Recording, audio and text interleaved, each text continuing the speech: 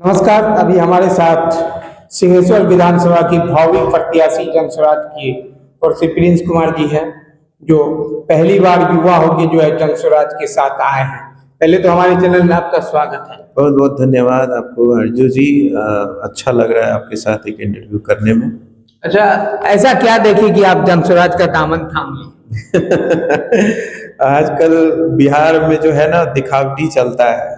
एक आदमी आया, झंडा उठवा दिया, झंडा उठा लिए, चल दिए। ये एनालिसिस पिछले 10 साल से मेरे मन में था कि आखिर जाऊं तो किस पार्टी के साथ जाऊं। तो कॉलेज लाइफ में था, एक ऐसा इंसिडेंस हुआ कि मेरे साथ, मैं जब कॉलेज लाइफ में पढ़ रहा था तो मुझे लगा कि आखिर बिहार की स्थिति इतनी दयनीय क्यों है। सोशल से थोड़ा रिलेटेड था। मेरे फैमिली में मेरे दादाजी राजनीति से बिलोंग करते थे, तो हमको लगा कि भाई कोई बड़ा बदलाव नहीं आ रहा है। तो फिर जो है उस समय मेरे दिमाग में खनका कि एक चीज हो सकता है। वो मेरे माइंड में उपज आया कि बच्चों के लिए अगर लोगों को प्रेरित किया जाए कि आपके बच्चे के कारण आप अपना भविष्य को खराब कर रहे हैं, बच्चे का क्या होगा भविष्य, उस पर आप सोच के वोट नहीं कर रहे हैं। ये लोगों के बीच अगर कोई मैसेज ऐसा पहुंचा दे तो शायद लोगों की उम्मीद जो है वो जगेगी। और वो दिन दूर नहीं जब 2022 में प्रशांत किशोर जी कूद पड़े और सबसे पहले उनका यही नारा था कि कम से कम बच्चों को देख करके वोट कीजिए। मुझे लगा कि ये बंदा दिल की आवाज को सुन लिया। हम जिस तरह के व्यक्तित्व रखते हैं, ये आदमी आ गया हमारे बीच में, तो पुरजोर हो गया कि अब जो है इन्हीं को आगे लाना है। और देखिए, सबसे है कि आप चेक करिएगा ना, आप ऐसे थोड़ी किसी को नेता मान लीजिएगा। नेता मतलब प्रति, आज तो वही बिहार में हो रहा है। थोड़ा सा जातिवाद पे बोल दिया है, जाति के लोग मुराटा बांध लिया है। तो हम देखिए टीका टिप्पणी नहीं कर रहे हैं, हम ये बता रहे हैं कि जो देश बिहार की स्थिति है वो कितनी दयनीय है कि आज कोई जातिगत टिप्पणी करता है, लोग को मजा आता है। आप इस तरह मजे मत लीजिए। बिहार की स्थिति दयनीय होती जा रही है, बहुत बदहाली आ रहा है आने वाला समय में, उसको सुधारने की कोशिश कीजिए। तो वहां से 2022 से प्रशांत जी का जब हम रिकॉर्ड देखे तो बहुत ही अच्छा प्रिडिक्शन इनका अच्छा रहता है। काफी चुनाव में प्रिडिक्ट किए चीजें की। ये ममता बनर्जी की अच्छी रही। फिर आप तमिलनाडु में देखिए, तेलंगाना देख लीजिए, आप जहां भी देख लीजिए, इनके सहयोग से 11-12 मुख्यमंत्री को बना चुके।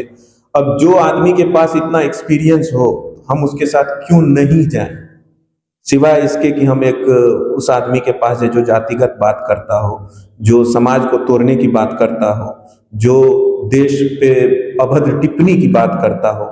हम उस नेता के पास अपना प्रतिनिधि क्यों चुने। यही नेता हमको अच्छा लगा। यही इनका पर्सनालिटी देखिए, इनका बोलने का तरीका देखिए, इनका इंटरव्यू जब देते हैं, आंकड़ा में इनकी सच्चाई देखिए, तब पता चलेगा प्रशांत किशोर जी को हम सपोर्ट करें या नहीं करें। मैं तहे दिल से प्रशांत जी को सपोर्ट कर रहा हूं और इस वजह से जनसुराज में आया।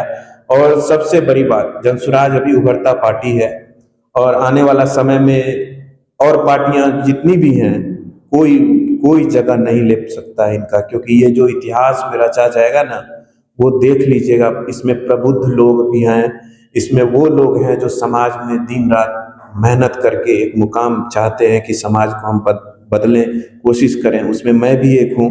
मैं चाहता हूँ कि ये पार्टी इतिहास लिख दे कि ऐसा बिहार में क्या, पूरे देश में ऐसी पार्टी नहीं उभरी। तो हम इसलिए इनका सपोर्ट में, हम इनको सपोर्ट करना है, इनको आगे लेके आना है, जन जन तक पहुंचाना है। अच्छा, बिहार में शराब बंद है, इसके बावजूद भी जो है होम डिलीवरी हो रही है। देखिए, शराबबंदी पे जहाँ तक प्रशांत जी का ये बात है और जहाँ तक मैं भी सोचता हूँ, उनको, मुझे ये नहीं पता कि उनको पता कैसे चल जाता है कि गली गली की बातें, चौक चौराहे की बातें। मैं खुद जो जिस जगह रह रहा हूँ वहां भी सप्लाई होती है शराब, बहुत जगह सप्लाई होती है और धड़ल्ले से हो रही है। आप इतना देख लीजिए कि पहले जब बंद नहीं था शराब, उस समय में बहुत कम था, शराबियों की संख्या बहुत कम थी। लेकिन धीरे धीरे जैसे ही शराबबंदी हुआ, इसको आगे आते चला गया। इसमें कोई शराबबंदी नहीं है, धड़ल्ले से शराब बिक रहा है। युवा सब जो है वो शराब की तरफ अग्रसर होते जा रहा है। शराब तो शराब, अब युवा जो है स्मैक वगैरह गंदी नस्ल का आदी होते जा रहा इससे है। कोई अनभिज्ञ नहीं है कि बिहार को नशेड़ियों के बीच में मतलब डुबोया जा रहा है। आने वाले भविष्य के विषय में क्या अंदाजा लगाया जा देखिए, सकता है? उम्मीद नहीं थी। 2022 से पहले कोई उम्मीद नहीं थी मुझे कि कोई ऐसा नेता बने जो हमारे समाज की बात करे, हमारे देश की बात करे, हमारे राष्ट्र की बात करे। लेकिन जब प्रशांत किशोर जी आए और फैक्चुअल फैक्ट के साथ जब वो आपकी अदालत में इंटरव्यू दिए, जब मैंने उनका देखा तो एक अलग सोच है, अलग उनका नजरिया है। वो आज की नहीं सोच रहे हैं, उनका जो सोच, उनका जो विजन है वो अगले 50-100 साल का है। मुझे वहां जाना है। तो ये आने वाला समय में देख लीजिएगा, जो भारत बिहार का जो युवा होगा ना, वो हमेशा चांद तारे की बात करेगा, हमेशा वो एजुकेशन की बात करेगा, हमेशा वो पलायन रोकने की बात करेगा। आप ये ज़्यादा दिन दूर नहीं है, जनसुराज के कार्यकर्ता और जनसुराज जी जितने भी मेहनत कर रहे हैं, गली गली में जा रहे हैं, लोगों को जगाने की कोशिश कर रहे हैं।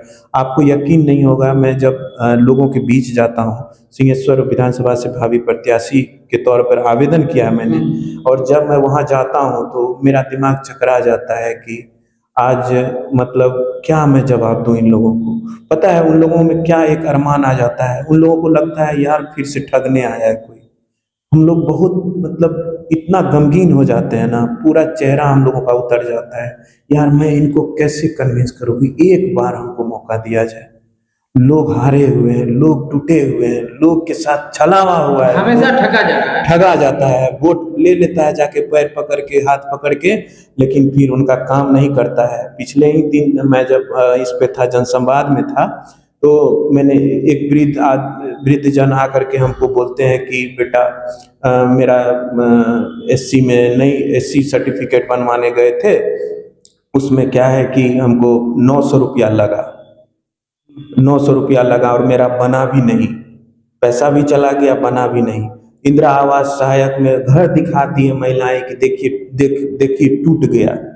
अब उसको मैं क्या करूं, क्योंकि कुछ चीजें हैं जब आप व्यवस्था में आइएगा तो उसको सुदृढ़ कर सकते हैं। इंदिरा आवास में भी नाम जोड़ने में पैसा लिया जाता है। जी, हर चीज में आपको, आप भी अनजान नहीं है क्योंकि मीडिया से आप हैं, आपको गली गली का बात पता है, क्योंकि आप खबर चलाते हैं, खबर आप एकत्रित करते हैं, तो आपको भी इतना एक्सपीरियंस होगा। बहुत ही दयनीय स्थिति है सर, मैं पता नहीं, उनको दूर कर सकता है तो यही जनसुराज। क्या लग रहा है प्रशांत किशोर जी आएंगे तो ये घुसखोरी मिट जाएगा? देखिए, हम लोग का काम है प्रयास, ठीक है, हम 100% नहीं कह सकते हैं, लेकिन ये जो कनेक्शन काटे, आपको पता है क्या होती है, ब्लॉक लेवल पे उन सब चिट्ठियों को रोक दिया जाता है जो गरीब के लिए होती है, गरीबों के लिए, जो दलित पिछड़ों के लिए होती है, उनको आवेदन को रोक दिया जाता है। किस लिए? पैसा के लिए। हम कोशिश करेंगे, हम भ्रष्टाचार मिटाने की कोशिश तो करेंगे ही। अब ये कि जरूरी नहीं है कि 100% हो जाए, लेकिन इतना ज़्यादा हम लोग कोशिश करेंगे कि डायरेक्ट जो है व्यवस्था परिवर्तन से डायरेक्ट उन लोगों तक पहुंच बना ले जो लोग आज विवश हैं, जो लोग सरकार तक पहुंच जिनकी नहीं हो पा रही है, उन लोगों तक हम पहुंच बना करके डायरेक्ट उनको जो है वो सुविधाएं दी जाएगी। इस वजह से आप सोचिए, बिचौलिया तो खत्म हो जाएगा। फिर सरकार कर क्यों नहीं रही है, मुझे ये समझ में नहीं आ रहा है। और सब चीजें जो ऑनलाइन टिकट काट देते हैं, प्लेन का ऑनलाइन टिकट हो जाता है, किसी भी चीज़ों को आप आवेदन फॉर्म करते हैं, परीक्षा वो फिलअप हो जाता है, सब कुछ कर लेते हैं, लेकिन पैसा अकाउंट में डायरेक्ट क्यों नहीं आता है? उसके पीछे क्या रीजन है? आज यूपीआई खूब प्रचलन चला दी है, लेकिन इसके बावजूद क्यों नहीं पैसा आप ट्रांसफर करते हैं डायरेक्ट? बिचौलिया क्यों रखे हैं? आप उनको रखिए, लेकिन कागजी काम के लिए रखिए, बाकी पैसा जो भी होता है ट्रांसफर। धन धन योजना का क्या हुआ आपको पता ही होगा।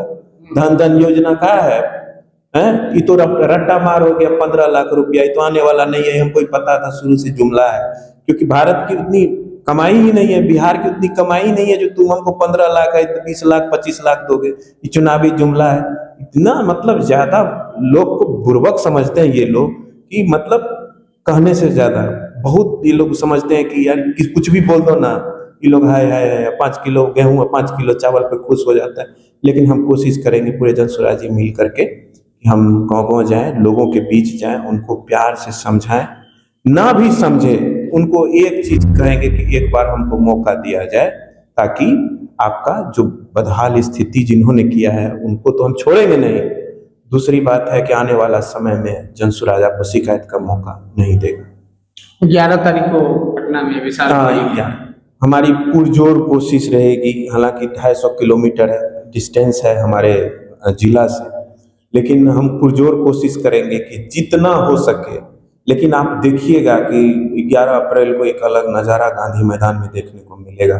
पूरे बिहारवासी स्तब्ध हो जाएंगे।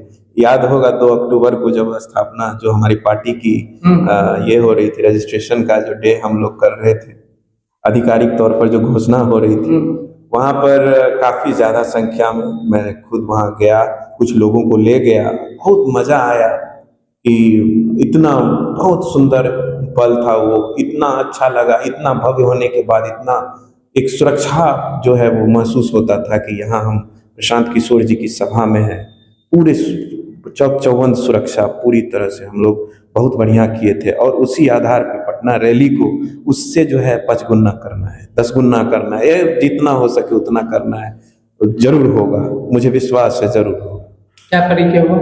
मेरा नाम प्रिंस पुट्टू हुआ। मैं जिला संगठन युवा उदा किशनगंज युवा अध्यक्ष, और उसके बाद जो है मैं भावी प्रत्याशी हूँ, आवेदित मतलब प्रत्याशी हूँ सिंहेश्वर विधानसभा से। तो हमारे साथ खास बातचीत करने के लिए प्रिंस कुमार मिट्टू जी थे, जिन्होंने अपनी सारी बात जो है हमारे साथ साझा किया। तो बहरहाल इस खबर के प्रति आप लोगों की क्या राय है? अगर आप हमारे चैनल को यूट्यूब पे देख रहे हैं तो उसको आप सब्सक्राइब करें, अगर आप फेसबुक पेज को देख रहे हैं तो उसको आप फॉलो करें। खबर आपको कैसा लगा कमेंट बॉक्स में अपनी प्रतिक्रिया आवाज दें और देखते रहे देसी समाचार, रेलेवेंट और न्यूज कोशिश संचार। जय हिंद, जय बिहार।